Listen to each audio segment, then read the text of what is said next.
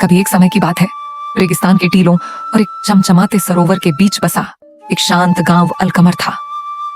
यह गांव अपनी तारों भरी रातों और उस हल्की हवा के लिए प्रसिद्ध था जो दूर देशों की कहानियां अपने साथ लाती थी।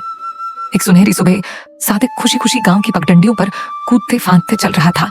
उसके हाथ में एक छोटी सी लालटेन थी जो उसके दादा ने उसे तोहफे में दी थी। दादा ने कहा था, यह लालटेन तब तक नहीं जलेगी जब तक इसे भलाई से नहीं भरा जाएगा। सादिक को यह बात समझ नहीं आई, लेकिन उसने इसका रहस्य जानने का वादा किया। जैसे ही सूरज ढला, गांव वाले मस्जिद में नमाज के लिए इकट्ठा हुए और फिजा में अजान की मधुर आवाज गूंज उठी। सादिक अपनी लालटेन के रहस्य को परखने के लिए उत्साहित था।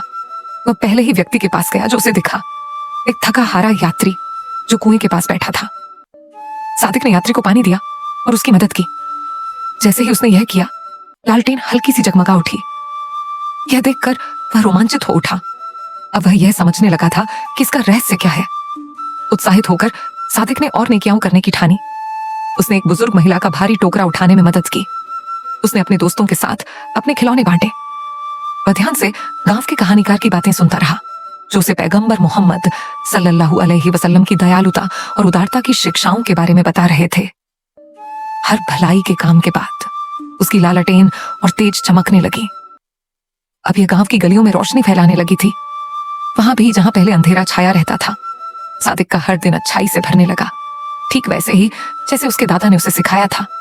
अब उसकी लालटेन इतनी तेज चमकने लगी थी कि ये रात की नमाजों में गांव के लोगों के लिए एक दीपस्तंभ बन गई। एक खास शाम जब गांव वाले जश्न मना रहे थे, मस्जिद के इमाम सादिक के पास आए और बोले, तुम्हारी रोशनी आसमान तक पहुंच चुकी है बच्चे। ये याद दिलाती है कि भलाई सबसे गहरे अंधकार को भी दूर कर सकती है।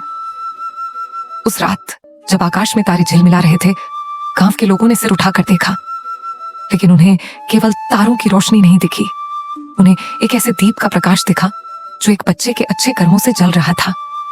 और उसी रात सादिक को एहसास हुआ कि असली रोशनी भीतर से आती है और एक सच्चे दिल की चमक पूरी दुनिया को रोशन कर सकती है। अपनी लालटेन हाथ में लिए वह घर की ओर चल पड़ा। उसके चारों ओर आशा और शांति की रोशनी थी और उसे पता था कि उसकी राह को हमेशा भलाई का उजाला दिखाएगा। और इसी तरह सादिक पूरे गांव में अलकमर का दीपांश कहलाने लगा। वो बच्चा जिसकी रोशनी कभी फीकी नहीं पड़ी, क्योंकि ये किसी तेल से नहीं बल्कि एक नन्ही आत्मा की असीम दया से जलती थी। और इस तरह हमारी यह कहानी समाप्त होती है, जो हर बच्चे को यह सिखाती है कि दया और प्रेम से वे भी सादिक की तरह दुनिया को रोशन कर सकते हैं। अब मीठी नींद लो और सपनों में उन तारों को देखो जो पूरे ब्रह्मांड में तुम्हारी अपनी रोशनी को लेकर नृत्य कर रहे हैं।